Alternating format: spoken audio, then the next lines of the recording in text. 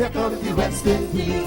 And when you're facing the generals, nearly every ball is a funeral. And when we battle, brother, go and put your men on the boundary line. And if you give we a lick up, that is merely a hiccup. Look, you win the little battle, you lose the war. It's the same result every time. Everybody sing, here comes the West Indies. Here comes the West Indies. Them rude boys gonna get you by degrees. Here comes the West Indies. I tell you now, here comes the West Indies. Here comes the West Indies.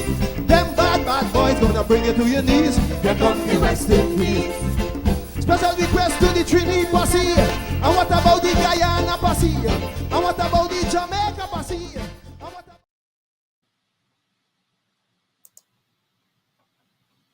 1984, and as the West Indies take to the field against England under captain Clive Lloyd, a new world order in cricket is about to be confirmed. England's batsmen face a fearsome, fast bowling attack. Cricket, lovely cricket, and this is how I saw it.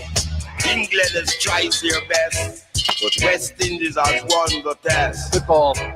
Getting out of bed, you know you're going to face Holding, Garner, Marshall. You thought, well, where do you hide? Oh, he's gone, caught behind. Gower goes straight after T. And Garner. Matching the ferocity of their bowlers is the awesome batting power of Vivian Richards. But what you got here is power. Magnificent hit.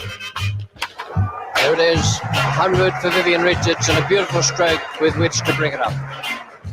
This was more than just a series of test matches for the West Indies. Those involved knew that a special kind of pride was at stake in what they did on the pitch. They want the West Indies team to win every match they play so that they can walk around feeling proud to be West Indians and go to their workplaces and walk in there feeling as if they are somebody and they mean something. For West Indians, cricket has been part of a struggle to escape a history disfigured by racial conflict and the legacy of empire. When politicians have failed them, they have turned to their cricket team for a sense of nationhood.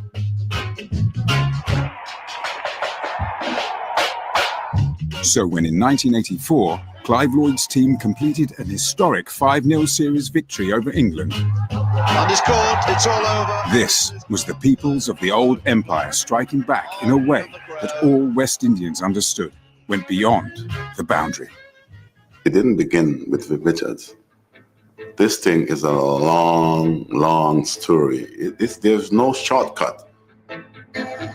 There's much more to West Indies cricket than just hitting a cricket ball.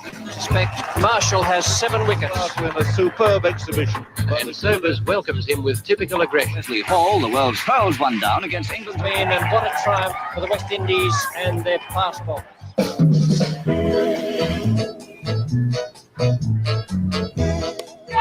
Cricket has been described as the glue that binds the West Indies together, creating a sense of a single West Indian identity.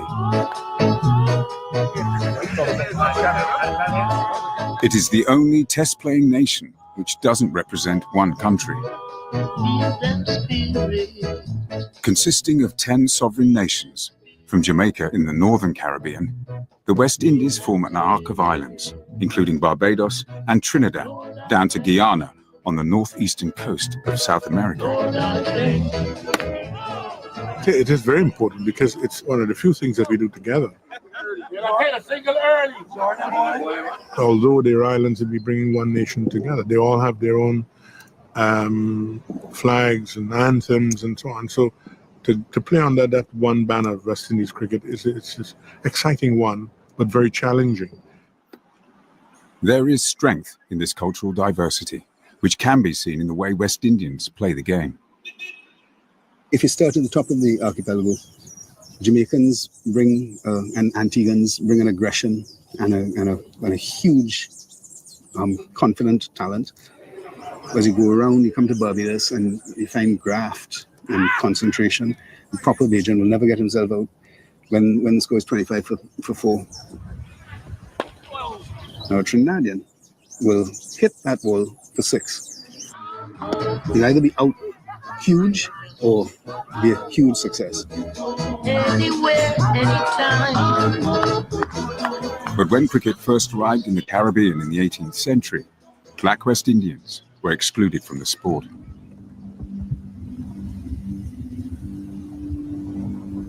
Like every aspect of society, cricket was in the grip of slavery and intended for whites only. Black people would not have been allowed to play. However, they had a role peripherally. They would be sent to retrieve the ball from the ubiquitous cane fields. There were cane fields everywhere.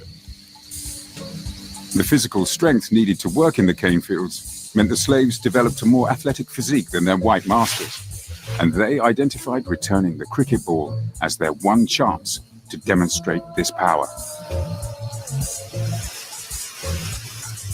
They would have imposed this on themselves, as trying to throw the ball back as far as possible and as accurately as possible back to the wicketkeeper or fielder, something of the sort. As the game developed, they were called in to bowl to the white batsmen. And this now became a big challenge. That here at last, I've got a license to bowl to Massa, the man who owns me. This is one arena where I could now confront him not just as an equal, but probably even as somebody superior. After slavery was abolished in 1834, black West Indians began to be called to play alongside whites, who needed them to make up a playing 11. By the turn of the 20th century, black and white were playing together. And in 1906, one of the first West Indian teams to visit England included black players. But the racial stereotypes which divided West Indian society also dictated the roles played on the cricket field. The tradition of West Indies cricket spoke in terms of a division of labor on the game of play along lines of race and class. Batsmanship was seen as the art of the white player. The fast bowlers were seen almost as if they were laborers, and the young black men would be the fast bowlers and the outfielders, and that was how the game was framed. Out of Trinidad in the 1920s emerged a cricketer who would challenge this apartheid. Larry Constantine, Larry, I never pulled the body line. Honesty and integrity are the sum total of Sir Larry. Larry Constantine learned to master every part of the game on Port of Spain's Savannah pitches. Here was a man who could bat number 4, who could open the bowling and field at cover point. It was an absolute phenomenal achievement. He was a complete and all-round player. Constantine's bowling, batting and fielding were all executed with a flair and panache which set the template for how West Indians would play the game. He was a showman, but he represented the model for West Indies cricket. This was how we were going to play our cricket. We were going to play aggressive cricket. We were going to play creative, artistic cricket. We were going to be athletic in the field. Our fast bowlers must have long runs and must bowl quickly. And the batsmen must be very different from the British batsmen. They must be creative, play all the strokes, and they must be entertaining in the process.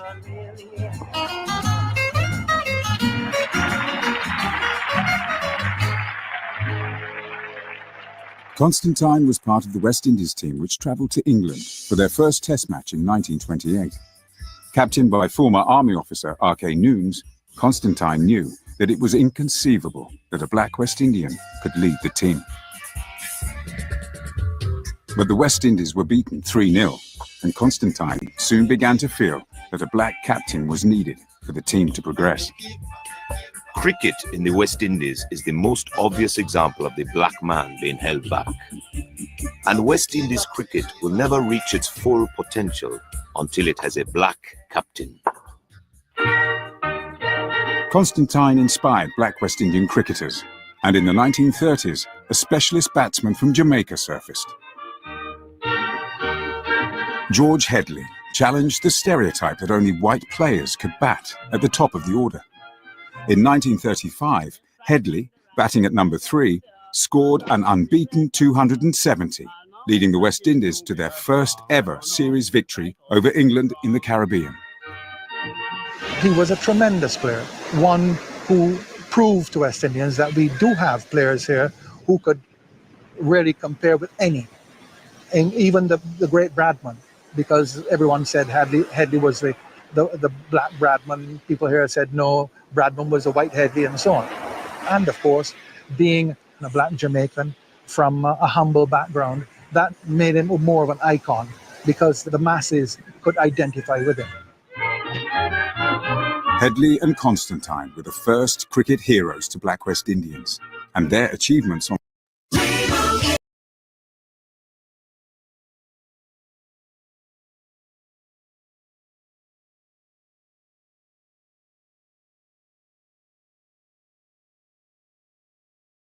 talking to myself. Good evening to you and welcome to West Indies Cricket 101. A little bit of the origins of what we call the modern West Indies cricket. And you know, I was inspired to play this because a friend of mine who Guyanese, who lives in St. Vincent and who went to all three of the matches against Bangladesh, clearly was disappointed. But she was a little taken aback by the fact that lots of incensions really gone bad. I mean, those of us who were looking at the game on television didn't really realize that. But she was saying the Vincentians were really going on bad. And at a certain level, she couldn't understand why all the big emotions. So we spent about half an hour with me trying to explain to her that cricket was much more than just what you saw in the field and so on. I didn't think I convinced her because it's very difficult to understand why people would get on bad when West Indies lose in the manner in which we lost there in St. Vincent. You also couldn't understand we were 2-0 down. And on the third night, you got more people in the ground than there were for the first two. So there is something about this game, and what it instills and what it brings out. Not only in West Indians, it comes out, you know, in our West Indian way. But, you know, I remember hearing the big men in Buxton say, so Winston Churchill, say you would rather lose a warship than to lose a test match. And then, you know, and then they're arguing with each other why we shouldn't lose, you know. And I did remember as a small boy, when India would lose, people would set themselves afire in India and so on, you know. And the Australians, to this day, with that, what they call baggy green, it brings out something in them. And so, yes, the game means much more than a game, much more than a game. You know, I was telling my class just a couple of weeks ago, you know, Muhammad Ali was this small person compared to the other Argentinian boxer named Oscar Bonavina. I think Doctor them would remember that, big and strong. You know, and you listen on the radio and hear the commentators say, oh, you know, Muhammad Ali Jabili, what's my name? Big and strong. And so it's not the fact that Bonavino was big and strong. It's what he represented in the ring and what Muhammad Ali knew that he represented for Black people all over the world. And so you know, cricket is what it is for us. Good evening to all of you. I know we've been missing in action. Please share the link and let the rest know that we're on. We've been missing in action, but we are here tonight. Wherever you're joining us from, whether you're joining us from Guyana or you're joining us from outside of Guyana, especially the people from St. Vincent and the Grenadines who must be so dejected. You know, B.L. Crumbly said, you know, it's not, you know, whether you win or lose, it's how you play the game. And I think for me, what galled me about the 3-0 is is what seems to be so what? So what? And I'm talking about the players here. And it's not so what? Not so what? Ask Richie Richardson when we were playing South Africa for the first time they came back in 1972 and 1992. And he's saying it's just another game. Ask him what he got from West Indians. No, you're playing South Africa. It's not just another game. It's not just another game. And, so I have lots to talk about because Dr. Adams and Butcher, if some of their friends, my friend say sick. My friend say sick. But here they say he walking about in country, strong. He say sick. So me friend out. But Doc, the friend, I called Doc, I said, Doc, I hear Puran passing through Tennessee. I hear you inviting me to dinner. I'm glad if Doc invite you to dinner and bust his ass. At the end of the day, at the end of the day, there are all kinds of factors that go into how we lose and why we lose there in St. Vincent in the manner. But I put it on to that chap Puran. You see how you all see how you staff. You cannot play cricket and sustain yourself as a great cricketer when all you're playing is 20 overs matches and you go in and you wallop the ball for 4 or 5 overs. 4 or 5 overs. We last, they said 13 times recently. And another 13 times he out in the power play. Which means he ain't even bat 5-6 over.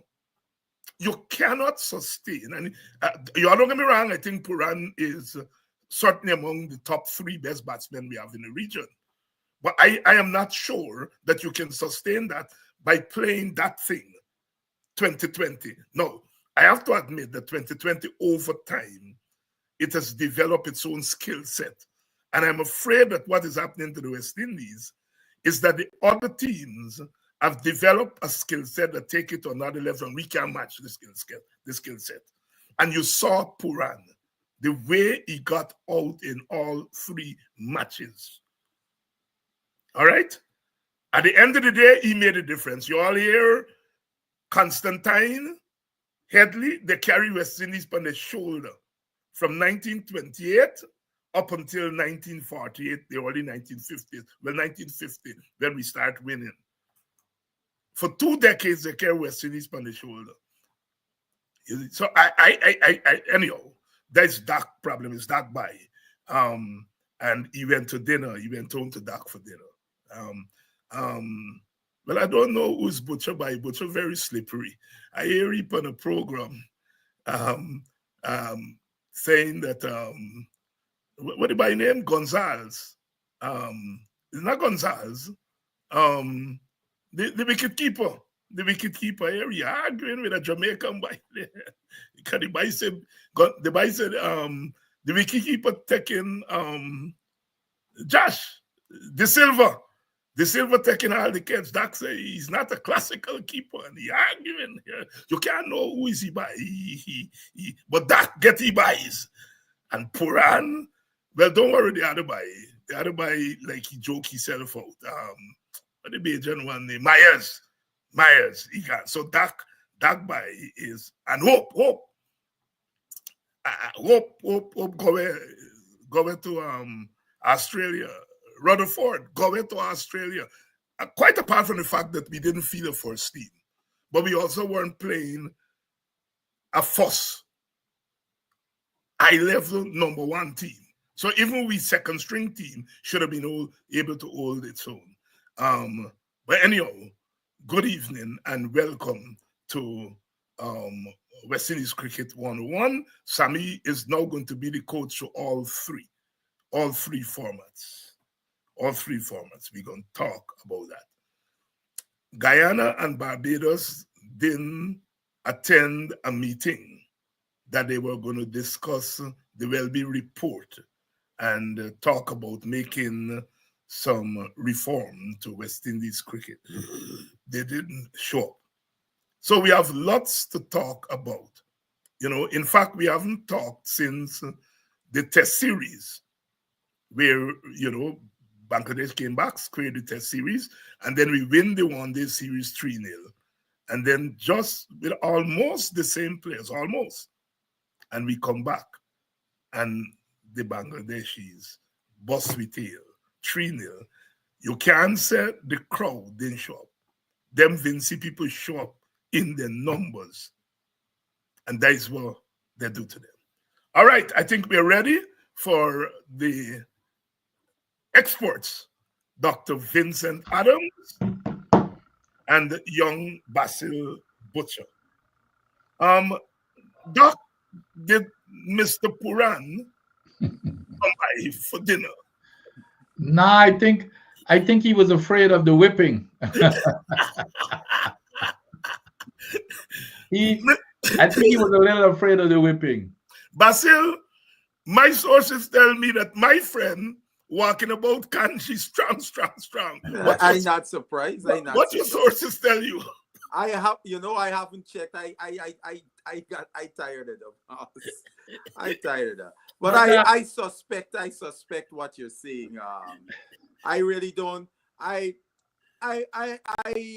have said that his actions say that playing for the West Indies is not a priority for him, right? All the other talks, but his actions is saying that, because it seems to me he may have felt, look, yeah, you picked me in the ODI series, whatever, but you're gonna keep me on the bench. On the bench, yes. And rather than stay on the bench, I sick. Yeah, I really think so. And in that he miscalculated, because he would have played all 6 matches, given what happened. He certainly would have been playing. He would have played all the 3 ODIs. I don't know if all 3 of the ODIs, but the T20s. The T20. Well, it's a scrappy team. It's a scrappy team. After them boys go away, he would have played. He would have. The T20s, yes, the T20s. The T20s. He would have played all of those. The ODIs might have been a different situation, since, you know, he is now getting back into the ODI frame of things, you know. So, but if that is the case, Doc, and I want you to come in here, Doc, if that is the case, and I really believe so, I really share Basil's view on this thing. I think the manager said, look, you have been benching me recently. I am making myself available. You all bench me again. All right? And that is you. So it's a problem for him, but it's also a problem, I think, for Sammy and them. Because Doc, as a cricketer, you want to know that you're going to be given a run. Am I wrong in saying that? Yeah, sure. Listen, this guy, and he's not a new player. Okay, he's a seasoned player. He's one of the more experienced players on the team. But again, you know, I go back to the rules. And anytime you start bending the rules, you're going on a slippery slope. If you make the rules, it's like, I always, it's similar to a work environment. I can't, if I am not coming to work, I will not hold that job for too long. My position is nobody is indispensable. And I'm sure, and you give people warning, and if this is a pattern, you've got to make a decision, because when Haiti or anybody, and this is not about, we know that Haiti's history, what has been, not missing flights and all that kind of stuff. Nobody should be bigger than West Indies cricket, and I've always said that. But the thing is, at the other part of it is that we are slack in terms of governance and how we manage, and not letting it be known that, if you do this is what's going to happen, and make it consistent across the board. And I'd be willing to bet you that type of behavior would stop. I hear that it's a different time with these guys making money and that type of stuff, but I think it would be helpful for West Indies cricket. But didn't Ernest Hilaire try to do that along with Julian Hunt, and they got into trouble? Well, which instance are you talking about specifically? Ben Hilaire was the chief of the CEO, and he took a hard line against those cricketers who were behaving like Hetty. Play when they want to play, go away when they want to go away, come back when they want to come back. And there was a backlash to it. Butch, help us out here, you know.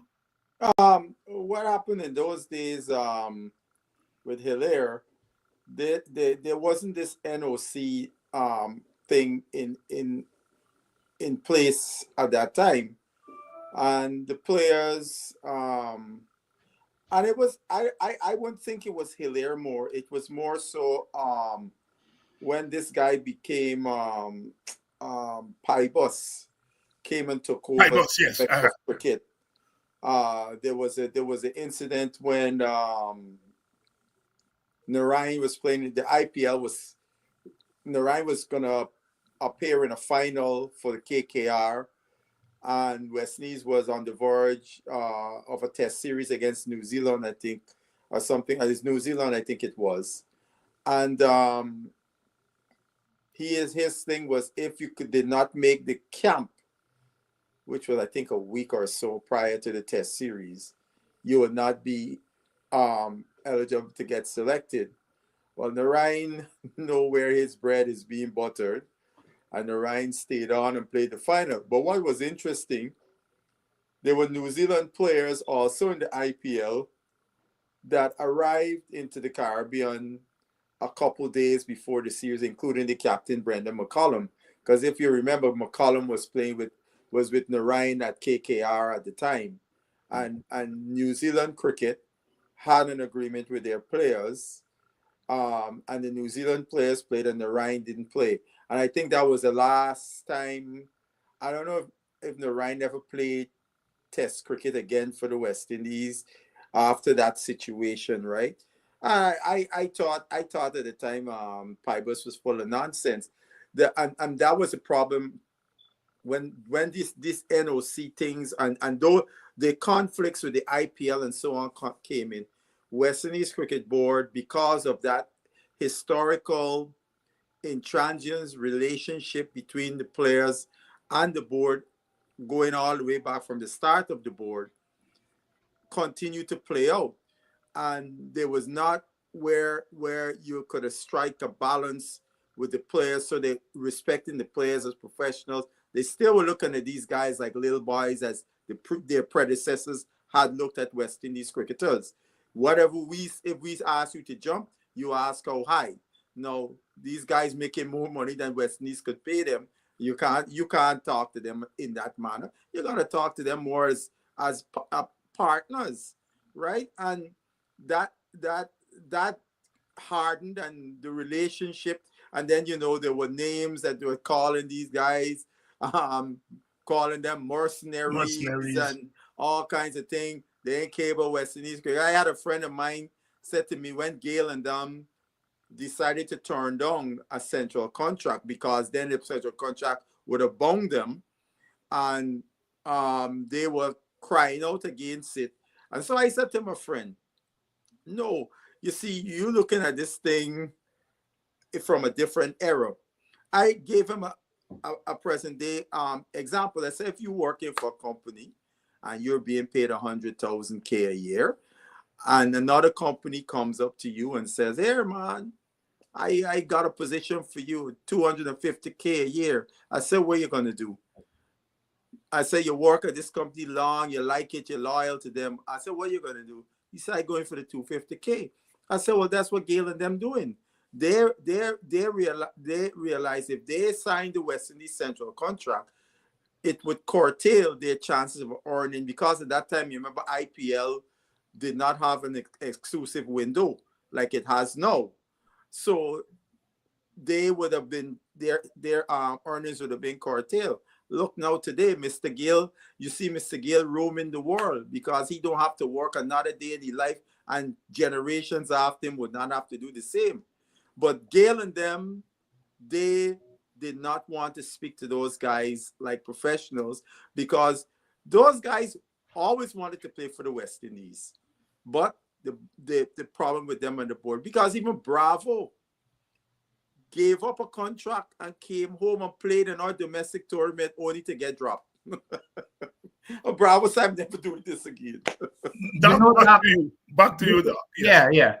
You know, and I've always said that there has to be a balance. We cannot deny these guys the opportunity to they've got to take care of their families, and as soon as they're not needed anymore, they're gonna get dumped. And very few of them are fortunate enough to be able to get commentators job on like Bishop and those type of folks. I mean, it's a very small percentage, so we understand that. However, there needs to be some kind of an understanding. It comes down to the leadership. Everybody is going to be different, you know. Chris Gale or whoever it is going to be different, but you need to lay down you need to set the rules that everybody understand and they agree. It's very simple, and this is not reinventing the wheel. I mean, look, let's go to England, let's go to Australia. Why are we the ones that are having these problems? So I mean, why can't we copy their model or get the right people? Yeah, and Basil is right. There's a psychology part of it in the terms of, but it comes to leadership. How do you treat and talk to people to let them understand that they're professionals? They're very important to the team, and you just can't talk to them anyhow and that type of stuff. So it comes down to the leadership and to setting the rules. Everybody understands the rule, and I bet you that those cricketers would respect it as long as you come to a common understanding, and I think they would honor it.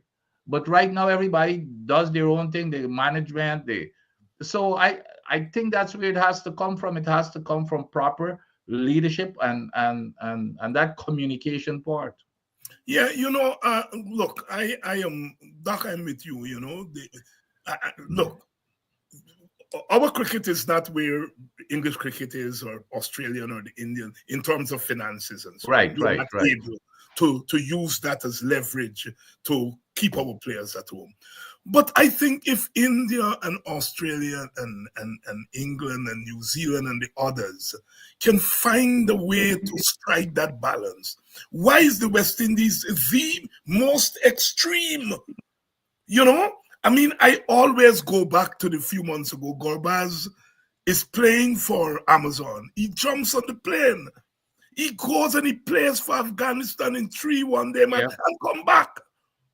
And I am asking, if I were, what's his name, Rutherford, in this pink of form, this is the moment that I think people are even now talking about Rutherford playing Test cricket. You couldn't forego a week, 1 week, and stay back and play those 3 matches. I mean, it still bothers me. Is it something wrong with us as West Indians? I don't know, but it bothers me. I hear the arguments from the players, because yes, my goodness, if a university give me a bigger paycheck, I can't, right? So I hear that, right? But there's also something that if you are Shea Hope and Rutherford and you're sitting down in Australia and you are watching those crowds in St. Vincent turn up those 3 nights and look at their disappointment, and you can say to yourself, if I were there, it would have been different. But here I am playing cup cricket in Australia and Australia don't need me. There, I am just money making for them. Their cricket intact. Bish, Butcher, help me, man. Well, before Butch comes on, yes. And we had this discussion. I think it was the last time we talked about. It's for people to understand that it's a bigger value than their selfishness. We are playing; it's part of our culture. We're not playing for us. This here is for the people. This whole I mean, look, that video, that tape, the historical thing that you played there. I mean, we touch the souls of our people. When we go there, we play for them. You know, it's our people, the black people. I mean, look, I would never forget that tour to South Africa when we when we went to South Africa. As a matter of fact, those guys will tell you they had more supporters in the stand than the South African Them team. South Africans, yes. And it was because of what our cricketers, those black cricketers, meant to them. You know, so it's the same thing in the West Indies. Cricket is like a religion to us. So when you play for pride more than anything else. It's not about money. I mean, they're making enough money. You can, but yeah, I'm like you. They've got to value which one is more valuable. Is it your personal gains? And that has to be taken into consideration. We understand that. But then at the same time, you've got to remember how you got to where you got to. You did not do that by yourself. It's an entire community. Might have been your school, you know, and that's the kind of thing that we're not inculcating in these players as they develop. We're not doing that. So it's not only the CWI, is that, you know, where do we get that into their heads that this year is bigger as they're coming up into through the system, you know.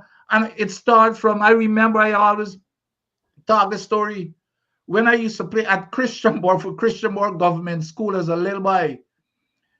When we played into school cricket, used to get holidays, you know, because if we playing against Mackenzie, the two schools get holidays.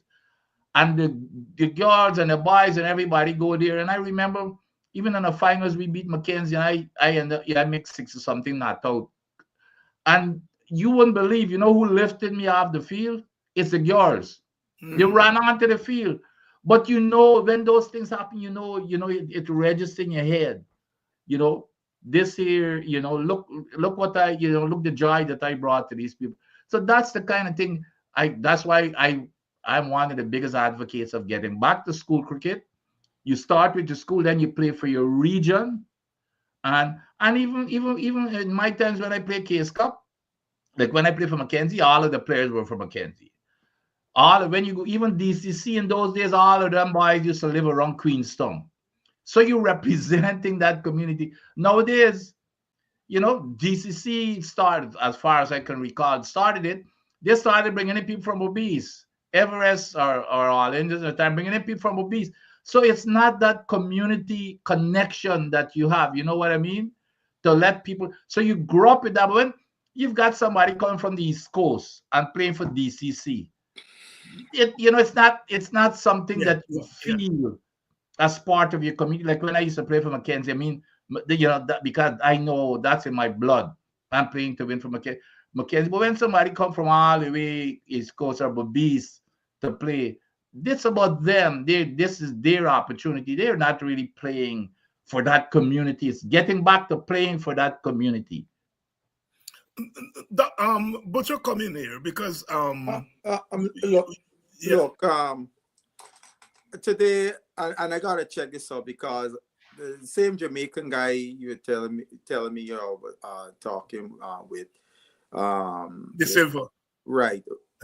We were on a show today, and there was a guy from Bangladesh on the show, and I asked the guy from Bangladesh a question. I asked him, "Do you guys have a players association in Bangladesh?" He said yes. Whereas Bangladesh players do not forego playing for Bangladesh to be playing franchise cricket anywhere. Because from what I understand, and I got to check this out to see if it's true, there are players from the Bangladesh team that are going to be playing in the Big Bash, but none of them left like our players did to go to Australia to play, right? So I find that interesting because one of the things the guy said, because look, you were talking about England now catching hell. England now putting the brakes on their players. Yes. Because what is, you see, although the IPL does not affect international cricket because of its exclusive window, what it's affecting is domestic cricket. and the domestic season would be starting and on the way in England when the IPL is going on. Yeah. So now the English domestic cricket is being affected, which would have long-range effects. That your domestic competition would be losing a lot of good players because the international guys would not be playing any domestic cricket when the internationals fixtures are playing in England. So if these guys could be playing at least part way, it bodes well for your domestic cricket because the competition is going to be higher and young players can get to be exposed playing against these guys and so on. So England putting the brakes on. So they're the first, they're the first big of the big three get affected for the obvious reason. Australia wouldn't get affected by the IPL because it doesn't crisscross into their domestic season. But Australia has a rule. If you are an Australian player, even if even if you're not in the team and Australia is playing international fixtures, you cannot be playing in no domestic tournament outside of Australia. You have to wait until the Australian international fixtures are over before you could put on the thing closed. Because if you remember the guy from Australia, Maxwell. Maxwell was RCB. He wasn't on the Australian national team who were in Pakistan. Because you remember COVID threw up a lot of fixtures and Australia was in Pakistan playing. He had to sit on the bench at RCB until that series was over before he could come out the field to play for Australia. Same way, Australia, you have Australian players that play both in this South African 2020 tournament as well as a tournament that plays around the same time in Dubai, the ILT or ITL or whatever it is. But none of them could leave the Big Bash and go to play there until the Big Bash is over. When the Big Bash is over, then they are released to go and play. So they have to go into those tournaments later. Even if it's a week or a week and a half, they have to go in later. That they cannot be there for the start of the season. It's only 2 countries so far that that have the very liberal thing with the players is us and South Africa. And the question on the same show, my friend, Jamaican guy, Dwight, not the white, Carlton. The other one, Carlton. Carlton, yes. The host. Carlton made a very interesting point today that West Indies board need to test this out in court.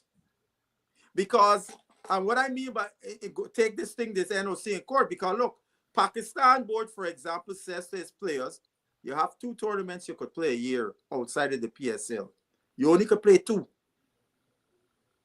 So this thing needs to be tested out in court.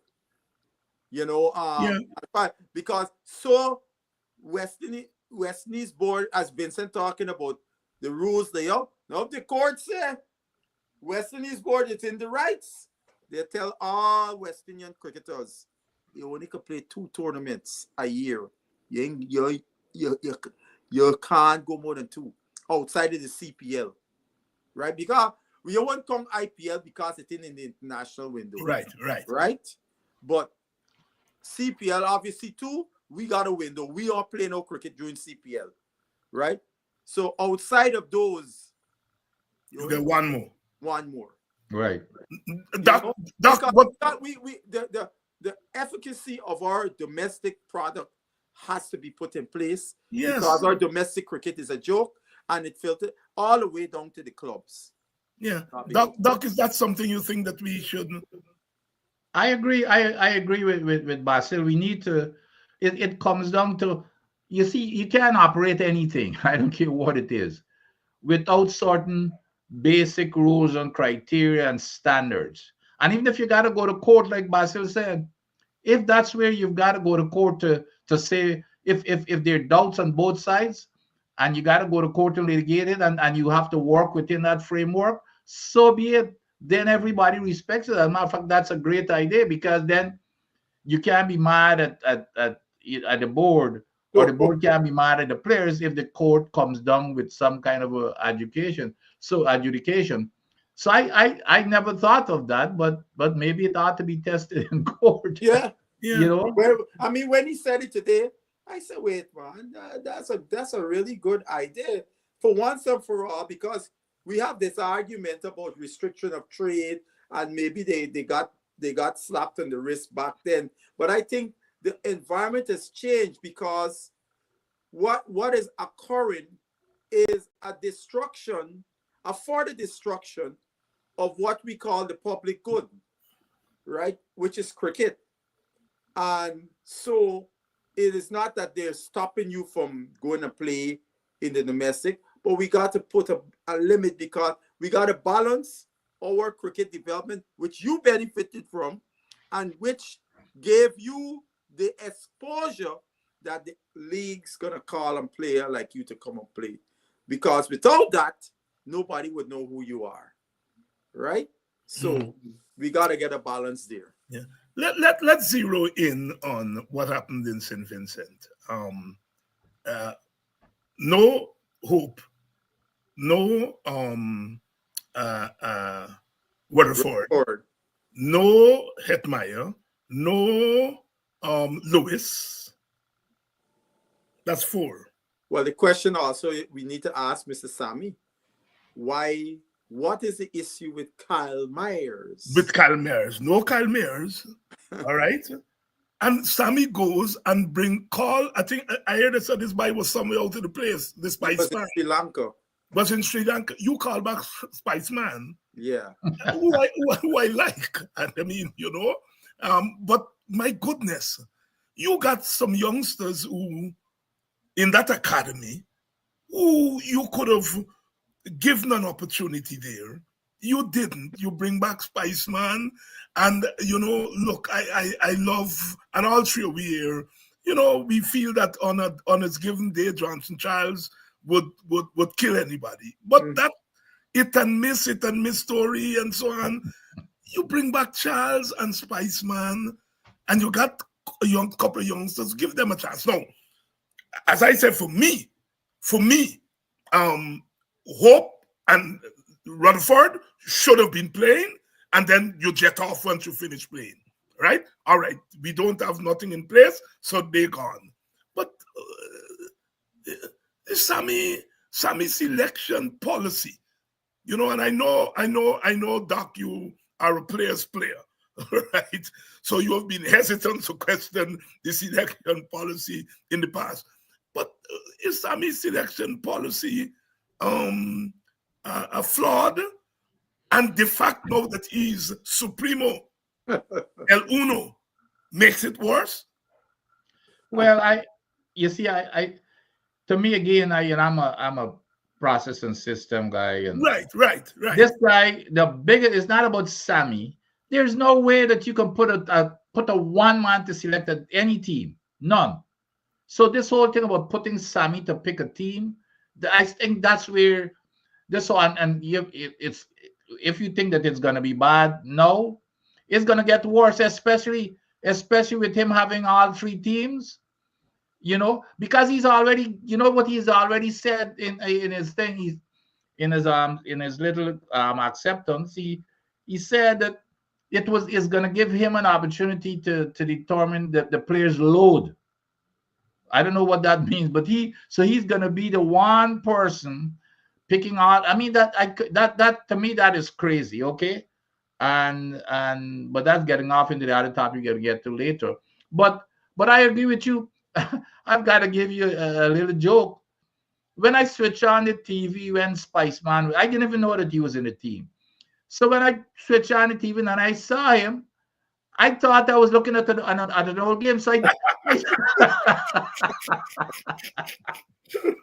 I swear. I said, what the heck is this? I started looking around for this game until I said, wait a minute. Now I went and I checked my phone, cricket info. See the and they said the game is on. I could not believe it. Yeah. The thing is, though, the thing is, we gotta be a little careful with the Fletcher selection, right? In this way, because those logistics would have had to been put in place. That team was picked when it was announced way before. Way before.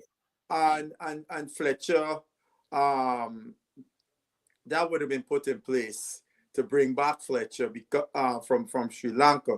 So some of us who are saying that maybe should have played Django because Django making 100 in the last game.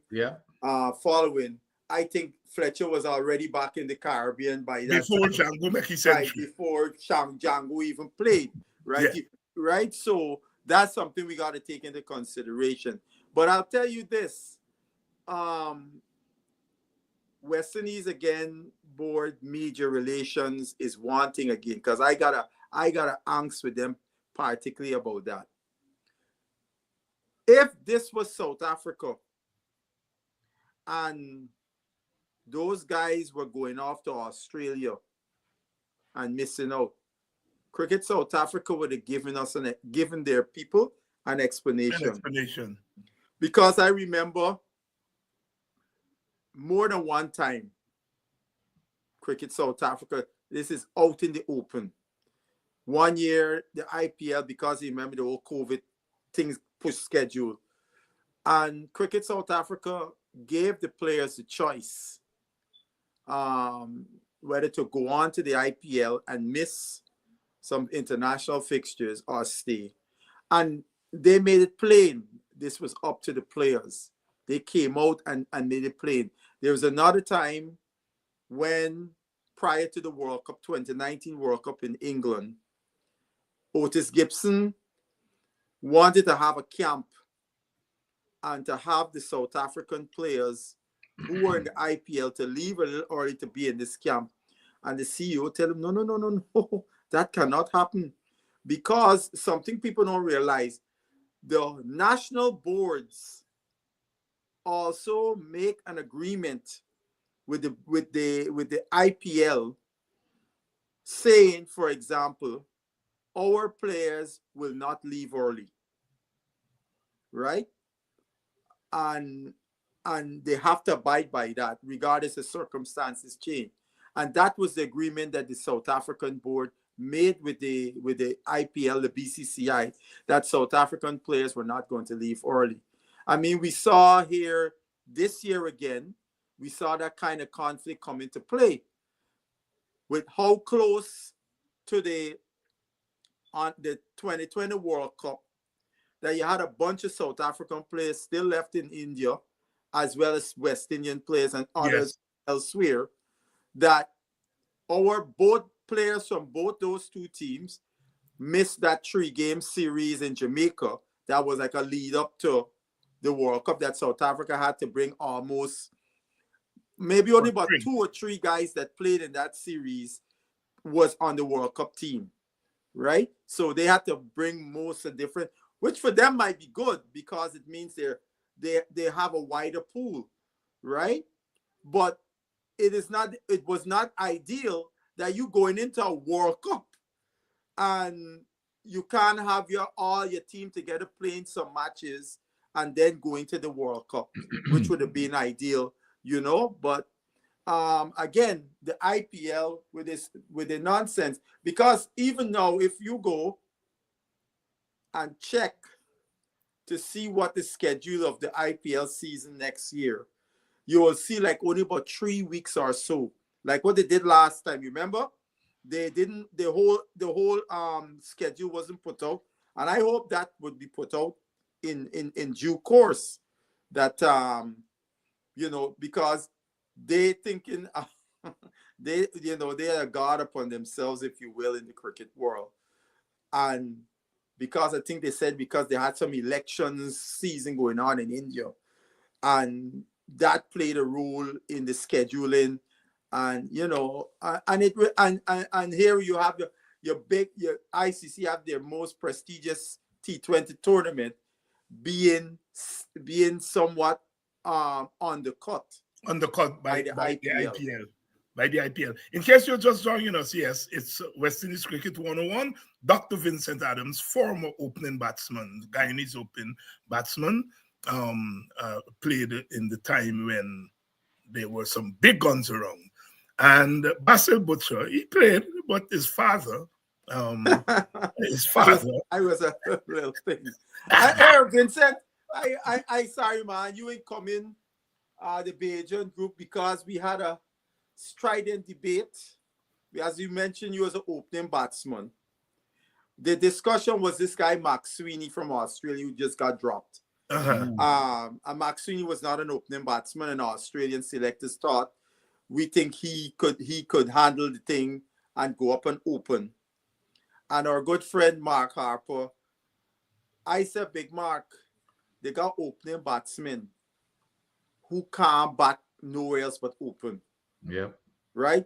And then he Big Mark saying guy bat a tree if and the opening batsman get a 1 ball is like opening. That's not true. I said mentally that guy sits down with his pads and he doesn't go out there to face the first ball and the flip for the other side. They got guys who cannot stand to sit down and watch other people bat. They want to be the first out there. That's their thing, right? Yeah. And we going back and forth. I said Vincent is one of them men that talk about that. Yeah. I don't know where to there are other guys who have been able to do it, but that is not. And even Philo Wallace jumped in and think he was a former opening batsman. And Philo said the same. Philo said, Mark, it's a specialized and it's also a mental thing. Not it's every a mental thing. opening It's a mental thing. Could go and bat in the middle order and vice versa. It's a mental thing. I'm telling you, even if as an opening batsman, even if it's a 1 ball, from the time you sit the young look, I remember one Charles because when Rai Fredericks and Stephen Kamash had established themselves with the West Indies. So when I came back after the accident, they thought, they said, you're gonna have to bat in the middle. So I go to trials. And they did exactly the same thing. They put me to bat at number 3. And when I walked out to bat, this by a right-hand half spin, I was at sea. Not that I can't play half spin, but it's a totally different. And even just sitting down and waiting and watching. It's a totally different thing. Because probably what you probably could have tried to have done is in your club cricket going into the trials, go and bat in the middle to get comfortable. Comfortable. And you're not going to show off your whole routine when you fighting to get a spot in the team. You know what I mean? That's right. That's exactly right. And then the other thing, when you're an opening batsman, as the team is getting out, you're feeling. Yes, you're already starting to prepare yourself. Exactly. Exactly. So you just can't push somebody who's not used to that at like a number 3 or number 4 and say, hey, you know what, you might have to open today. They were driving nuts thinking about, but you're used to it. You start preparing yourself, the number 9 batting and stuff. You start mentally preparing yourself when the team gets out, but it comes normal. No, you're absolutely correct, Basil. It's mental. Yeah, because but then on the other hand, to Mark's point, Mark Sweeney is not ready for Test cricket. I said to Mark that I felt he got thrown in the deep end, and why? Especially against Bumrah. Especially against. That's what I'm saying. He got thrown into the deep end. One, a middle order batter, or 3 or whatever he bats, or 4, gets put into the fire. Smithy and has to face up against arguably the best fast bowler in the world. That is not an ideal situation as a newbie. Okay. Gentlemen, let's get to the actual cricket again in St. Vincent there. Our batting left a lot to be desired. And in my estimation, it's been long coming. And I think it was just exposed more in that series. I think T20 cricket is developed, and there are certain skill sets that are needed now to be a successful T20 team. You're not going to win T20 matches if you're giving away 75 runs in the last 5 overs. You are not going to win if you can't carry your power play in the first 6 overs to at least a run and a half per ball. You are not going to win T20 cricket today if you can't be thinking from ball to ball. Maybe in Test cricket, you can think from over to over or from session to session. In T20 cricket is ball to ball. And as I look at our bowlers and the batsmen, I don't think they're thinking ball to ball. Some people say they're not thinking at all. I would not go there because that has implications for, according to my president genetic implications. My vice president, sorry. My vice president. But clearly some glaring weaknesses showed up. I think Puran was exposed. I mean, in T20 cricket, we talk about the wrist spinner. Well, that guy is a finger spinner. And he makes us look stupid. Right-handers and left-handers. Mahedi. You all talk to me. You all are the experts. I start with you first, Butcher. Look, West Indies have been on a streak of losing 3 wickets or more in the power play. That's a recipe for disaster. I mean, there was a statistic during the last game we played there that in 7 of the 9 matches we had played, we had lost 3 wickets or more in the power play. And lose all them. 6 of those matches we lost. The only one we won was the memorable game with Mr. Rutherford in Trinidad in the World Cup. You remember we were reeling against New Zealand. And Rutherford come and push, and then exploded at the end and gave us a decent total to defend, and we obliterated New Zealand, right? But outside of that game, we lost every other game. So it tells you that area. And my thing was to see if we are going to improve on that. Because the same thing happened against England when we played England in the T20s prior to Bangladesh. We lost a lot of wickets in the power play, right? Our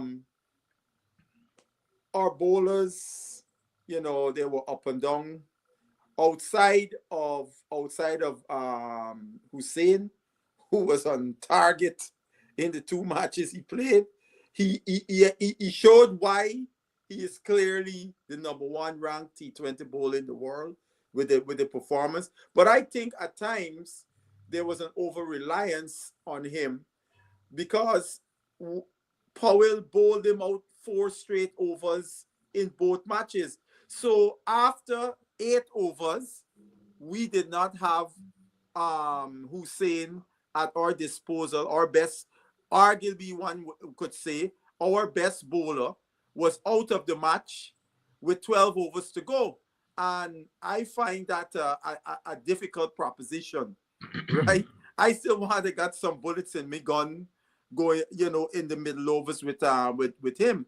And I found that tactic. I don't know if that's a new tactic they're trying to do, but maybe they got away with it against Bangladesh in conditions that were helpful to spinners. But that's not going to be something you want to be doing, bowling 4 straight overs, because the really good batters are going to line you up because they get the rhythm of what you're doing, etc., etc. I don't think the Bangladeshi guys have seen Hussain recently.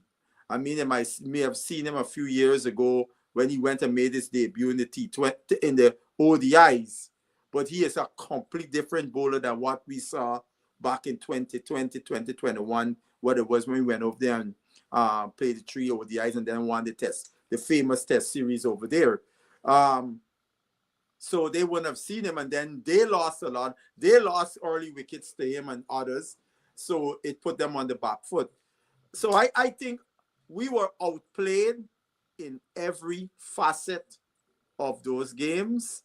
And those Achilles heel of us playing decent spin bowling showed up. It reared its ugly head again.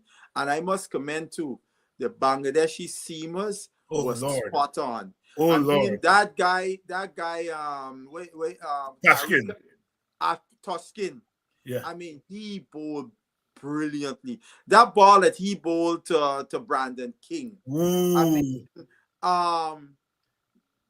that's a worse one in the ball second match. as an opening batsman for you to get forced up. You know what I mean? He had to play. And then that late movement just brushed the edge. Brandon King couldn't do nothing. You just got to tip your hat and go in. It's a brilliant. I mean, the length was perfect. The line, everything. He got the perfect ball for a stop. And then in the next match, he gave him a similar one.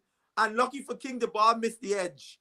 He got a similar one, but it just was slightly a little bit wider. But it was the same thing to him, you know. And our batters, their bowlers outbowled us. Their batters outplayed us.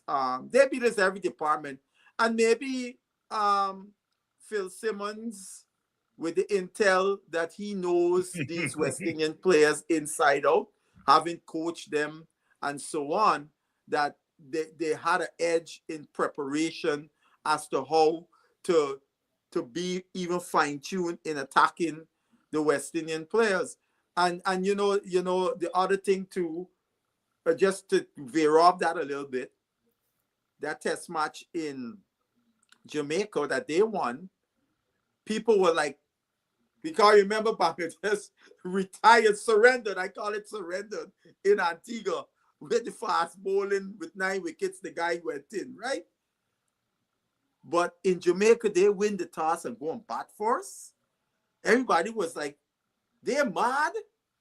But Phil Simmons said something, because here this is where having a coach that know West Indies conditions very well. Phil Simmons said, I know on that dry wicket, that wicket get dry, we would have got advantage bowling last. We had to get advantage. And they got the advantage, and then he said he must have told his team in that second inning, because we saw an aggression by the Bangladeshi batters that we had not seen in the previous test, right? They came out and took it. And I think our bowlers were somewhat thrown off by that new intent by the Bangladeshi bowler. And they felt if they got a 250 or so plus lead, the game was in the bag. And so said, so done. So again, Simmons's understanding of the conditions played a big role in that, and the knowledge of the players. And there, Dr. Hinds, somebody said, the reason we had such big crowds in St. Vincent is because the two political parties told their supporters to turn up. I was on a Vincentian listserv, and the supporters were going at each other. Well, government supporters were blaming Shallow that we lose, and Shallow party blaming Ralph. So Ralph jinxed the thing. Yeah, because I a friend, my same Jamaican friend today said he was hearing this, that both sides, the party, people told their supporters to turn up. Right? And you saw Ralph in all his glory. Yeah. And playing the music and dancing up everywhere, you know. So it before I go, a political campaign. Before I go to Doc, because I know Doc has a lot to say. Talk to me about Puran. Am I overreacting? Somebody's saying here Puran was just rusty from not playing enough lately. Well, that's precisely my point. That can become a serious issue for Puran, because it seems he has made this decision to simply play T20 cricket. And prior to coming back to play the West Indies here, he was playing in a T10 in Dubai, where in Abu Dhabi, where he didn't do as well there neither, right? So Puran, you gotta make a decision, because if you're going to play no cricket for those long periods, because for me, Puran should be saying something. But then again, I'm sure he's going to South Africa for the SA20. So I was going to say to prepare for his $3 million purse that he's going to get with the IPL, that maybe he could play for Trinidad in some of the couple of 4-day games before he goes off. But I think that's going to be clashing. That because our first class season starts sometime in January. 29th of January. Right. And those tournaments, I don't know when they'll be going, but if by any hope those tournaments are finished and we still got first class cricket going on, I think it would be advisable Puran come and play some games for Trinidad to get even more reps before he goes off to the IPL in April. Yeah. Doc, what we saw there in St. Vincent, quite apart from Ralph politicking and maybe the other side politicking too, what we saw inside the boundary. Well, it's first of all, we know that it shouldn't have happened. The West Indies team is ranked number 3. Number 4. They were ranked number 3. It was number 3 or 4, and then 3 or 4, it dropped. and this team was ranked 9 or something. Yes. So just that again, getting back to pride, and even to be competitive. Here's just number 3 team. You weren't even beaten 2-1. You were swept by this team. But I think you couldn't defend 2 totals below 150. That's exactly right. And then you allow the people to get away to 190 because you give away 190. That's exactly correct. And we had them on the ropes. A few times. But I just show you the grit and determination of them compared to us and professionalism. Is down in the middle. That's where they tore us apart. We had them already. This guy, what's the name of the guy? The guy who Jacker Ali. The guy to walk across the stump and hit the other side. But Jesus. But I just show you, Leighton Das is one of their best players, and we failed him miserably. That's right. But they outplayed us in every respect. And again, it comes down to, like you said, the totals that they had, that should have been an easy way home. But again, it comes down to, we have got to do something about understanding how to play a good spin bowling. And everybody knows it now. Now, Taskin, that's, that guy, he's got so much energy. Look at the guy, the energy and enthusiasm in him. I wish and he's not as quick as we've got, we look like great fast bowlers, but the guy just runs up, he hit it there, enthusiasm, energy, all the time, But they outplayed us, our batting. And here's the other thing that I do not understand. You guys, tell me something here. Why were they putting Moti to bat in front of Shepherd? What kind of nonsense is that? That's the stupidest thing that I've ever seen. And nobody.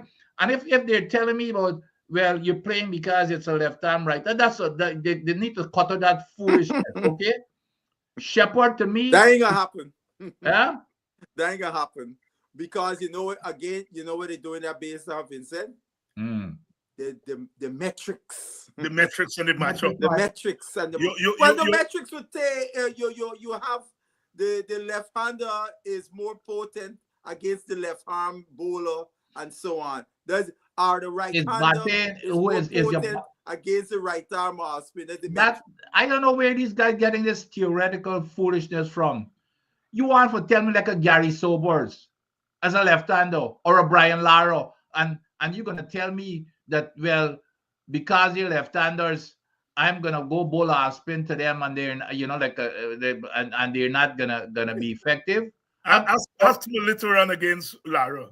Yes, Melito one is exactly right, the left-hander, right? Or exactly, or a right-hander and a left-arm spinner. You're gonna bowl and then make runs. What kind of nonsense? A batsman, or when you get to that level, you play your best bowler and your best batsman. You can't tell me that Moti is a better batsman than Shepherd in any kind of bowling. I don't care what bowling it is. Moti nor Hussain. Don't tell me that they're, but that's the kind of, I don't care about metrics. you play it for the situation of the game. And if somebody is a batsman that is better than another batsman, let them go. You can't tell me that. And so, but that's not. I'm not saying that that's what causes the But that's an important factor. It is, because it is an important factor. And Shepherd tried in I mean, he did well, as a matter of fact, but you can't have a man like Shepherd batting what, number 9. I mean, that's ridiculous.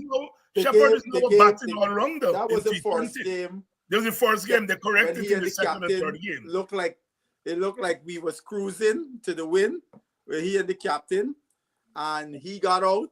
Yeah. And shortly thereafter, the captain got out, and Bangladesh was able to hold on.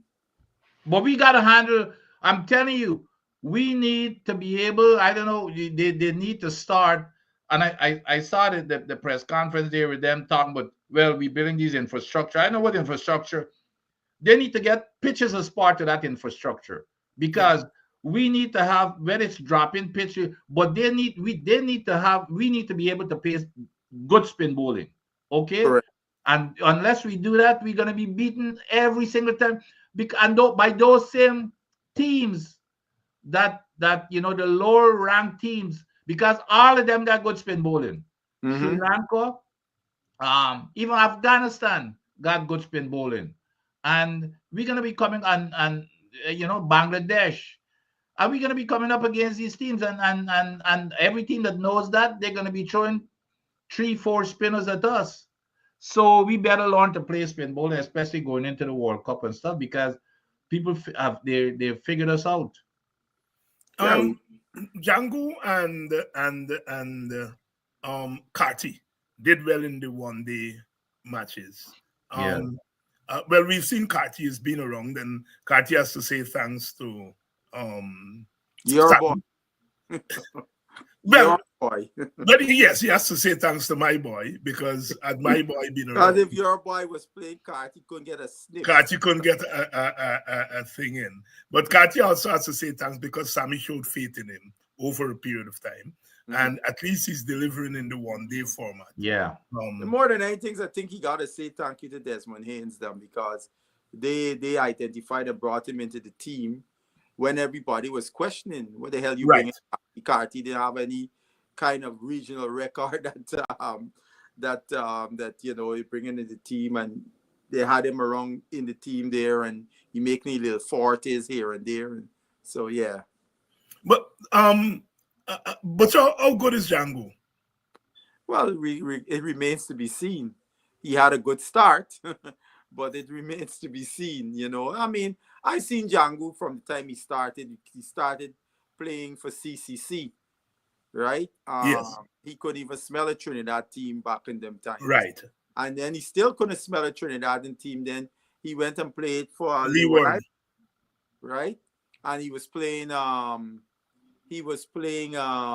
the CPL at one point for the Jamaica Talawas. Yes.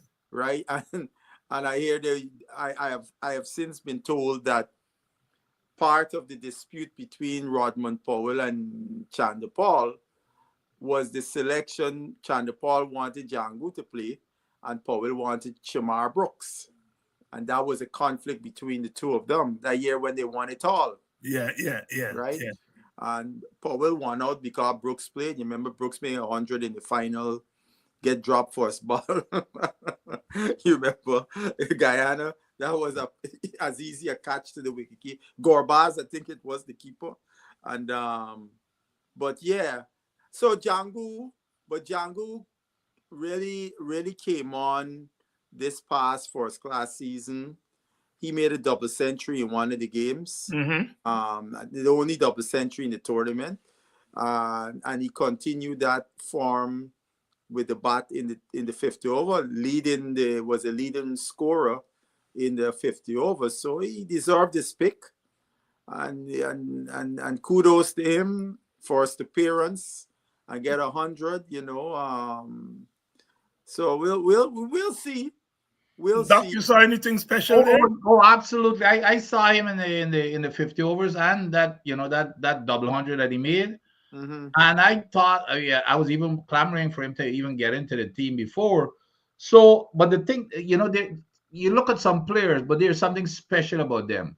And I just always look for the temperament part of them, the temperament. And this kid, and it's just like if he's hungry, he goes in there, and this is from from, like I said, from the 50 overs tournament and the double that he made. So when he got the chance to play here, and even when I looked at his entire inning, and even when he was going slow at first, I knew that I said, this is how you bat in a 50 over game. It's going to come down to the end where you're going to step it up when you start seeing the ball. Exactly the same thing. He's very, very impressive for me. And I think the guy is hungry. And I don't think he's going to give it up easy. I think he's going to be a permanent fixture in that team. A permanent fixture in that team, Dr. Vincent Adams, former Guyanese opening batsman, and Basil Butcher Jr., who, quite apart from his father, never played at Lord's. I've already visited. And so he could not. He could not make. Which was the Lord's? The 133 or 209? 133. 133 could not have made 133. 209 is Trent Bridge. But I born and grew up at a place called Line Top in boxing. And there's where all the politics and cricket used to discuss as a small boy. So you used to have your ears peaked. Oh, God. 133 by Butcher Lords. What? Ahmad tell me he come from Rosal and he live in Linden. So when I used to go home in the 90s, he always used to come by the shop, Cause he know they all buy them from since he was a little boy. And my brothers was telling me, cause he used to always come by the store, always stop in and thing. Cause he was telling my brothers them when the old boy during the inning that when the old boy was making 209, the commentator said Butcher's the best batsman in the world. Oh yes. Lords, you make 100. Not too many batsmen did that. My friend Nolan McKenzie lives in Nottingham, and one year I was in England and I went up to visit him for the day. At that time he was still playing. He was a player coach. So I went to the practice session. I get a knock and thing. He see me bad. He said, "Hey, but you could hand yourself." I said, "Yeah, I could have handled myself a little bit when I used to play." And he had to drop me back to the train station. He dropped me back. And next day he called me. He said, "Imagine a Mickey Mouse like you." I said, "What you talking about?" He said, when he go back, the chairman and the president had come to the club, and he told them that I was there. He said, "Oh, bring him, let us have a drink." He said, "No, I already dropped him off." Mickey Mouse like you, they want to buy a drink. I said, No. They wanted to pay respect for the double. The double. They wanted to pay respect for the 209. God, those are all the guys who remember that inning. That's all they wanted to do. Not me. Not they you. just wanted to pay respect. Doc, you had begun to talk about this role that Sammy now has. He's now going to be in charge of all three formats. And he's going to be the only selector. And you had begun to talk about the danger of that. Continue. Yeah, I don't know if it happened. Basil would know, I guess, or even you.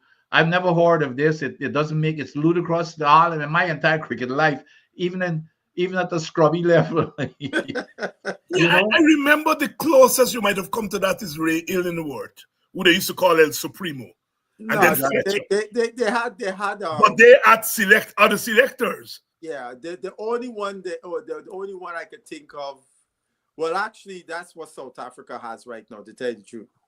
The South African coaches, each coach, they pick the teams, right? South Africa's system, they pick the teams. I don't know what structure they have under the coaches, right? But in South Africa, both of their coach, the red ball and white ball coach, they pick their teams, right? But South Africa is a little different than West Indies. Here's go my ahead, problem. when you finish, I can. Yeah, but here's my problem. Here's my problem. They just jump into this thing. This is nothing new. We were, in terms of having the coaches for 3 teams. Of course, forget about him picking the team. Let me put that aside. I even have a problem with the one coach for all 3 teams. But anyway, but they did not even give a reason why they're doing this. Okay, they jumped into this and put him to be coach for the 3. We were doing the same exact thing when it was 2 or 3 years ago. It's 2 years ago we broke it up after we had a big, after the World Cup, the panel with Mickey Arthur, Brian Lara, and Justice Patrick Thompson Jr. from St. Kitts. That 3 of them panel, and they came back with the recommendation we should split the coaching duties, red ball, white ball. They did so, and less than 2 years later. There's no explanation. There's none. Right. And just for can't help myself as an engineer. So just for the fun of it, I decided to go and plot the winning percentage from 2019 to now. And I'm trying to figure out what is the reasoning behind this. And it's not a case where Sammy jumps out of some, he's catching fire, No, as a matter of fact, if you look at 2023, Sammy ODI and the T20 records, it's not anything to shout about. No, it's nothing to shout about. As a matter of fact, it's a trend. He's trending downward. As a matter of fact, for 2023 in terms of percentage winning. When did he become coach, Basil? I couldn't remember. He started around May last year. Okay. Well, he's dropped from 2023 to 2024. The percentage winning from 2023 to 2024 is even gone down in both T20 and ODI. So it's not a case where he's catching the place on fire or anything. What is so special? I believe the only reason behind this is I think they're trying to save money. Okay. But here's the other thing. Now, and that's why the West Indies cricket will always remain the way it is. You have a coach. They're going on a tour to Pakistan. You can be a lame duck. You can be a lame duck. That's not the way. Now, when even players, when they look at, if you can treat your coach like that, what are you going to do with me?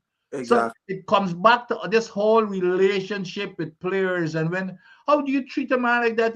This man is picked to go on the tour. Now, how is he going to go on that tour and be comfortable? Even the players may react in 2 different ways, and I don't know his relationship with them.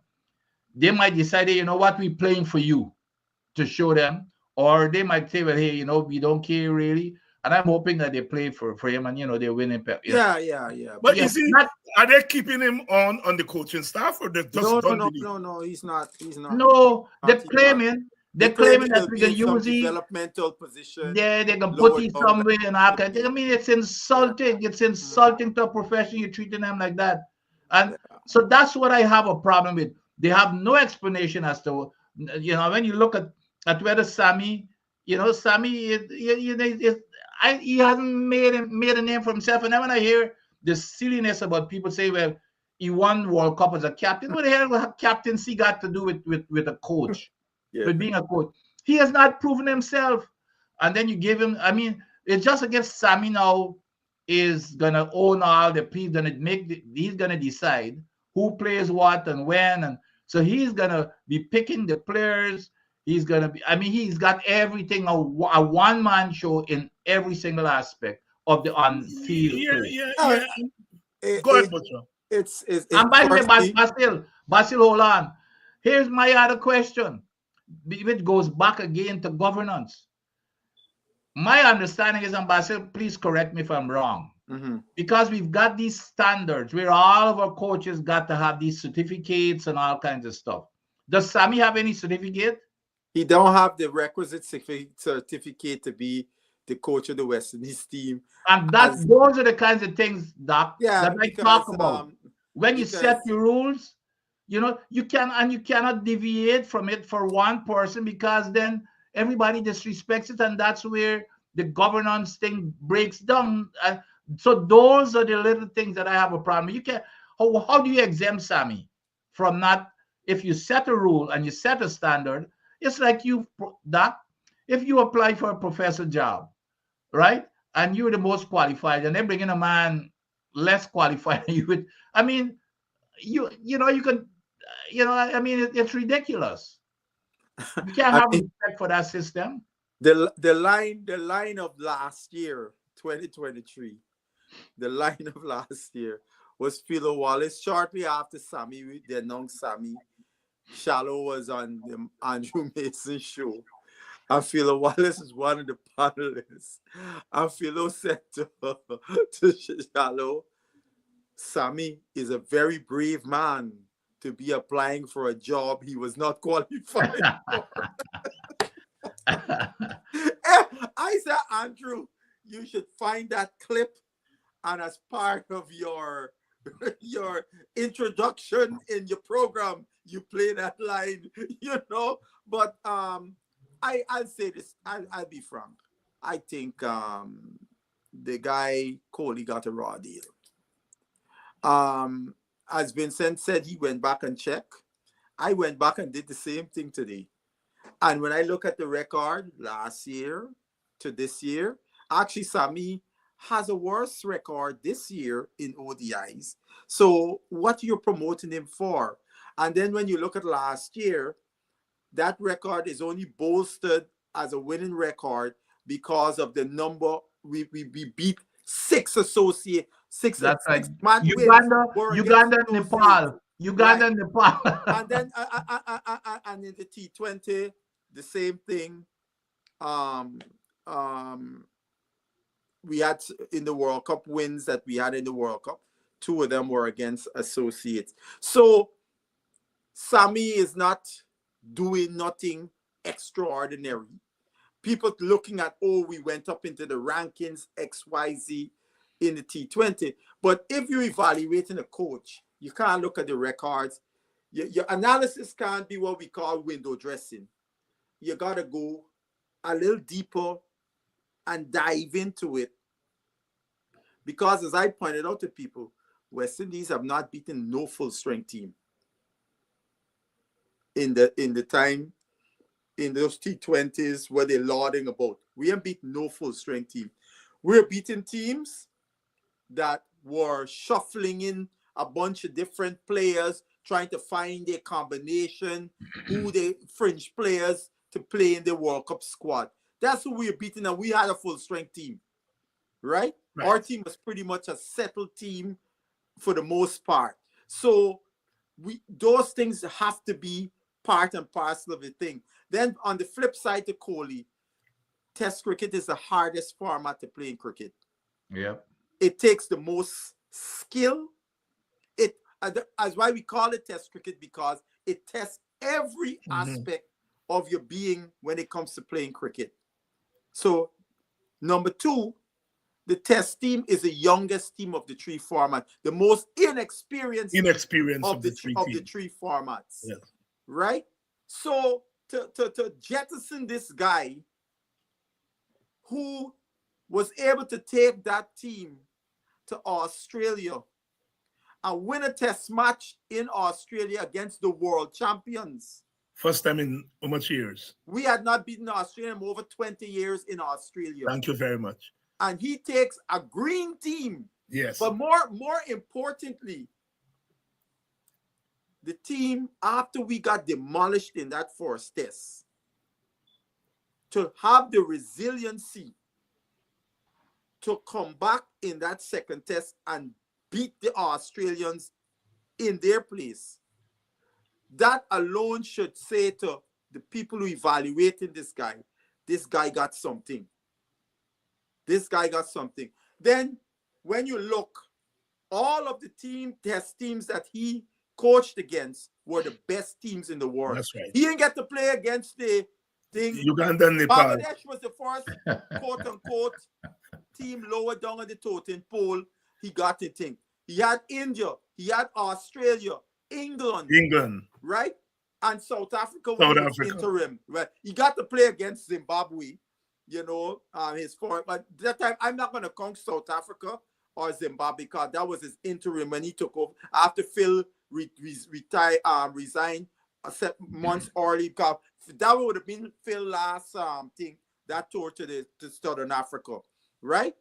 But when the guy took over, his assignment was Australia first, then England, India first, sorry, then Australia, then England, and then Bangladesh. No, South Africa, then South Africa, then Bangladesh. Those were his 5 series as coach. Now, 4 to 5 is against top 5 nations in the world. He playing against 2 of them in their backyard, in England and Australia.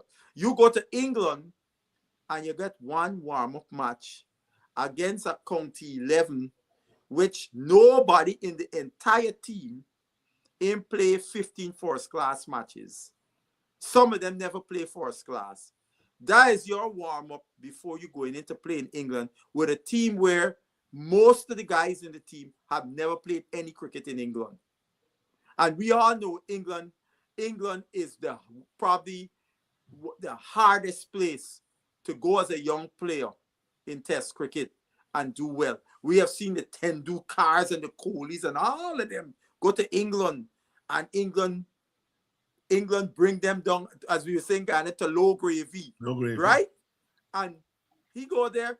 Nobody could be expecting we was going to beat England in England. Some of the guys showed some signs. That again should be something they evaluate to look at. You got a guy like Hodge went there and made 100 in England. You know, some other guys made some 50s and so on, if memory serves me correct. Seals was superb in England, right? So there was building signs by this guy, you know, and so I think it was very unfair what they did to Kohli, to give him, and then I read an article in the Jamaica Gleaner where Kohli was talking about it, and it seemed that there was no discussion with him on this decision, and he felt somewhat aggrieved by that. And then the DOC in his thing, we saw what Sammy has done with the T20 and his ODI team. What the hell has he done? He hasn't done anything. Yep. As I say, the jury remains out on Mr. Sammy. And I'll say this last thing. Sammy is a great showman, and people get caught up with that.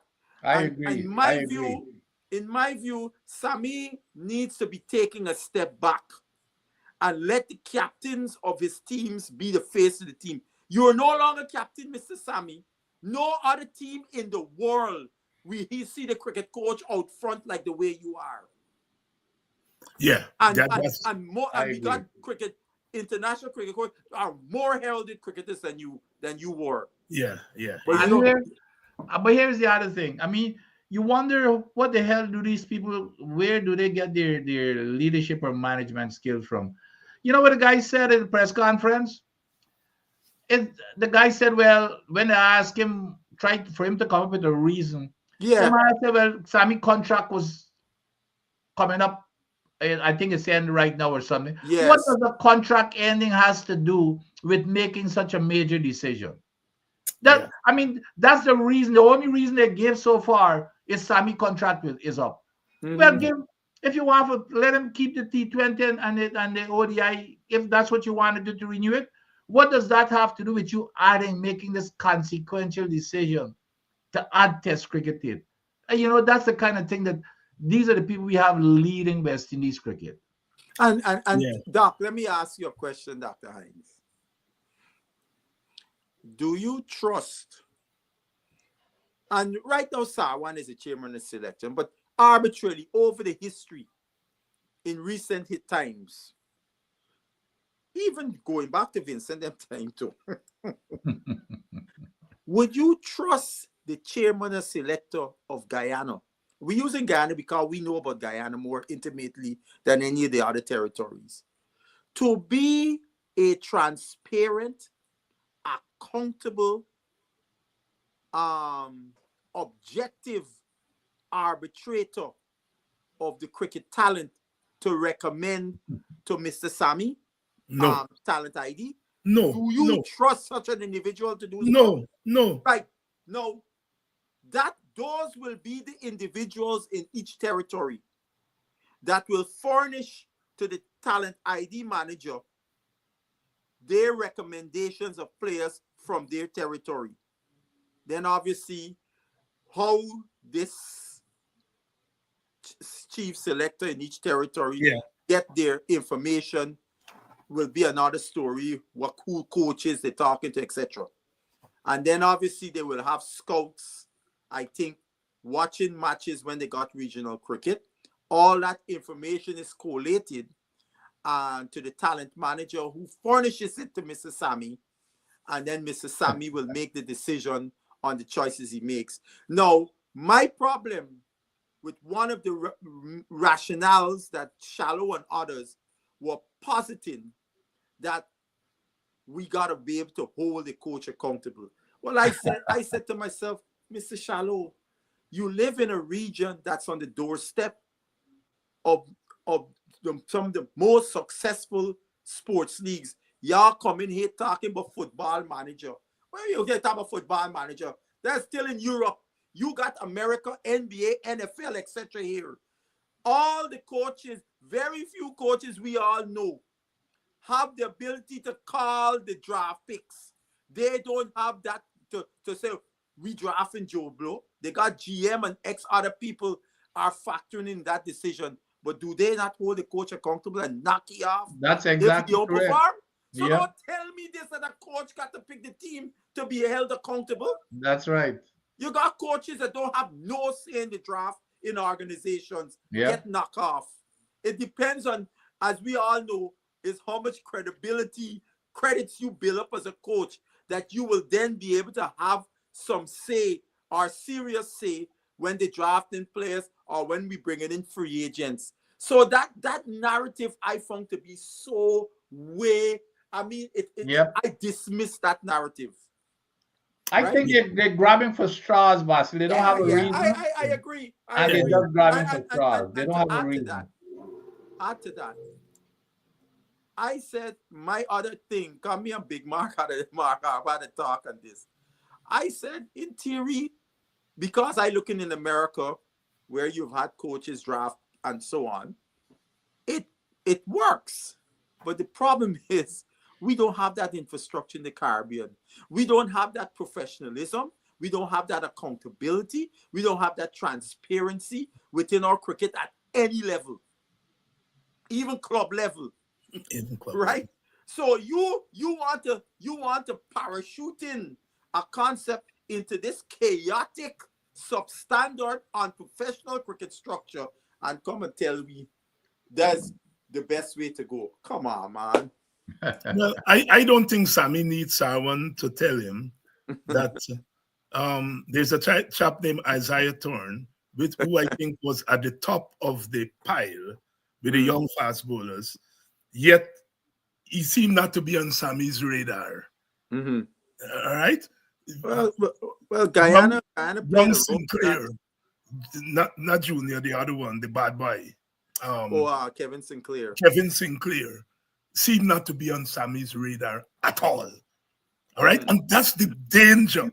It seems that the Guyanese cricketers, and I'm not saying this because I'm a Guyanese, it seems that Guyanese cricketers are not on Sammy's radar at all. All right? I would say this regarding Isaiah. Young Isaiah is my boy. Right? That's my boy. You know, I have a lot of time for Isaiah. I think Guyana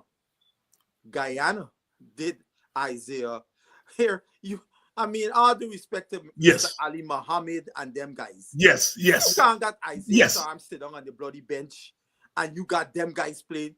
Isaiah Tarn, West Indies looking to get fast bowlers. Tear away fast bowler, yes. Right? And you got a youngster and you playing Ali, Ali Muhammad and them guys and got Tarn sit down on the bench. Man, what is the thinking there? This boy needs to be playing, not sitting down on the bench. That's the only way he's gonna get better. Yeah, I hear. Let me tell you something.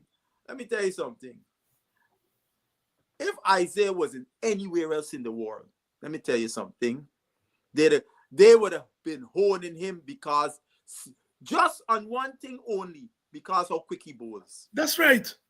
I had a conversation last year with the current Indian coach, Gautam Gambhir, because I work with a they had a Masters T10 tournament in Florida last year, and I was a physio for one of the teams which he captained.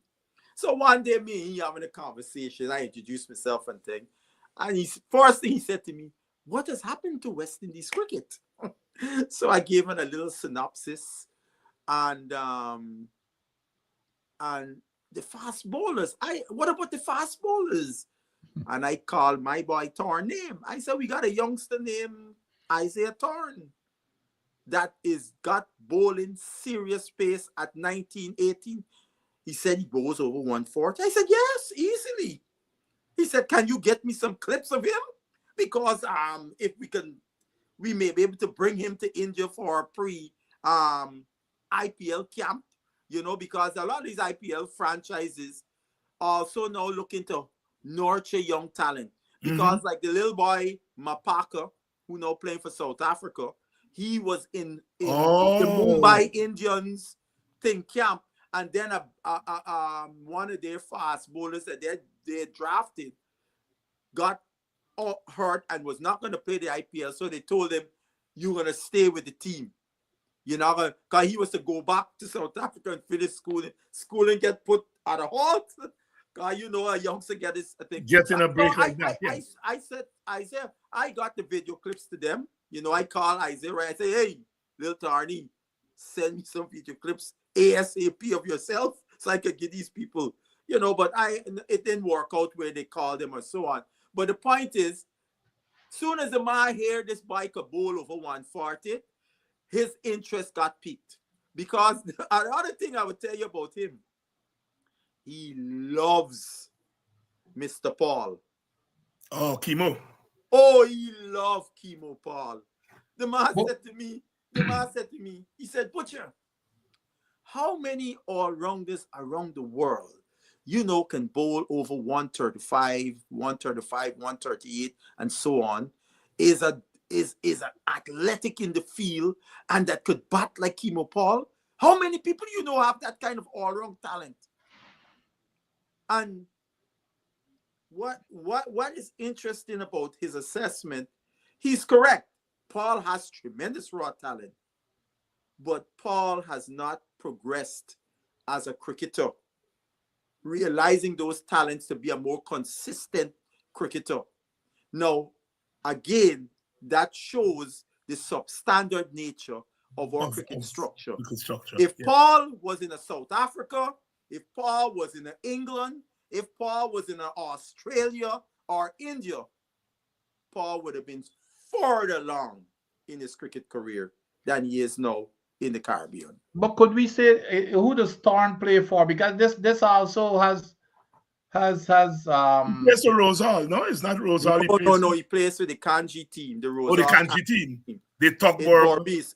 Yes, in Berbice. And then in Georgetown, he plays for a team named 4Rs. Georgetown. Yes. Yeah, because a lot of times, at least in my time, I remember them GCC boys. When you play for GCC, you get the upper hand in terms of exactly. Right. No, when I saw young blades get a look in, I mean, I don't envy a young man getting a look in, but my mind to Thorn was clearly ahead of them boys. You see, here what happened with Blades though. Blades is in the academy. Yeah, but wasn't Thorn in the academy at one time? Never was. Oh, he never was. Never was. When the academy started, they say too young. You had to be a certain age, right? Thorn, right? He was below the age, and then when you would have said he would have gotten in the second year, he got a contract with Guyana. So once he got that contract with Guyana, the academy thing went out the window, right? But I'm gonna tell you something, Thorn, I don't care. I would have torn in it, because this class of the academy they have now is the very first one that is living all year round in Antigua. Is not what they had before. And in my view, I would have had Isaiah Torn in that thing. I hope. I got to check in with you and see if by any chance, but I don't think he is. But I would have had Isaiah Torn in that thing for the year, because his development, because being around in the environment like that is what guys like him need at this stage of their career. Yeah. Right. Yeah.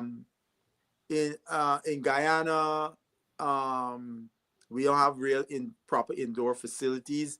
The rain falls so much, so it curtails a lot of work that you were able to do as a cricketer, you know. And I'm sure he's part of the Guyana setup right now, preparing for the first class season coming up in January, you know. So, but I think I just hope he doesn't become a casualty, because West Indies had another chance this past summer when he went up to England. And when I saw him in Barbados, because I came back when I was in Barbados, I knew he came back to the region. I already came back, right? So I texted him. I said, "Were you there, boss?" He said, "I in Barbados." I said, "What? You in Barbados?" I said, "I in Barbados too." He said, "Where?" I texted the address. 10 minutes later, he turned up, right? And we were talking. And he explained to me, he said, "Mr. Butcher, the media said that I, they complained about him coming back from England." He said, "But the letter what I received from the West Indies board, I was only going up there for up to that match that they played, the warm-up match. The warm-up match. And then I returned." Wow. And I said to him, I said, "Boy, there's a real disappointment on the West Indies side," because he then went out. Why he was in Barbados too? Because he was connecting with the Guyana team to go and play the under 19. And I said to him, "Let me tell you something. It's a shame, because you should have been able to stay for the entire Test series, so you could have been around the setup, practicing and getting exposed to the facilities and so on. Someone of them conks could have seen turn and say, wait. Yeah. Little passport to buy. You play for West Indies yet? We're gonna pull you in and come and play in a second 11 or something, second 11 team, so he could get to, because he hadn't played a lot of red ball cricket, right? For obvious reasons. I remember me telling he said, "Mr. Butcher, I want a chance to be able to go and play hone my skills playing red ball cricket, you know." And but I think West Indies in really handling him as best they could. Yeah. Doc, you have the last say. No, I agree with Basil. I think that, and it happens to he's not the only person a lot of times that are mishandled. And again, especially in a country such as Guyana, cricket is so politicized these days. Yes. That those type of youngsters, it's a sad state of affairs. And I remember in the days going back in my time, when you had the cricketers who made the decision, Clyde Walcott and Basil Butcher and those giants.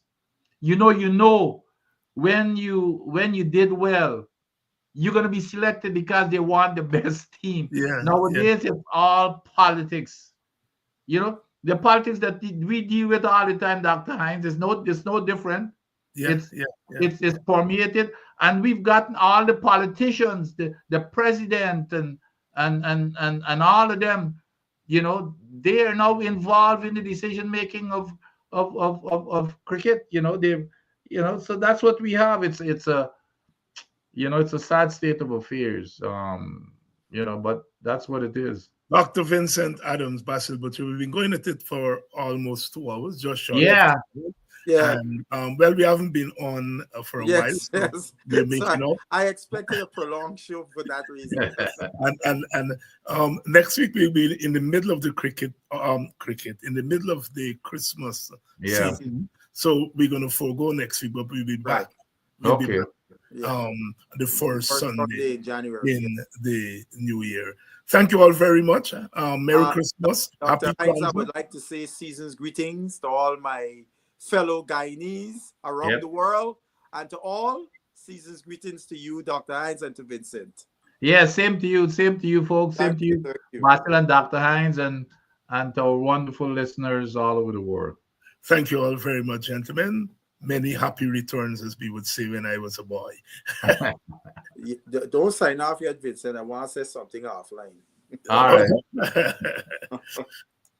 Hey. And we want to thank you all very much for this coming on at late notice, but we're grateful that you are with us. Season's greetings. Happy Kwanzaa. See you all in 2 weeks.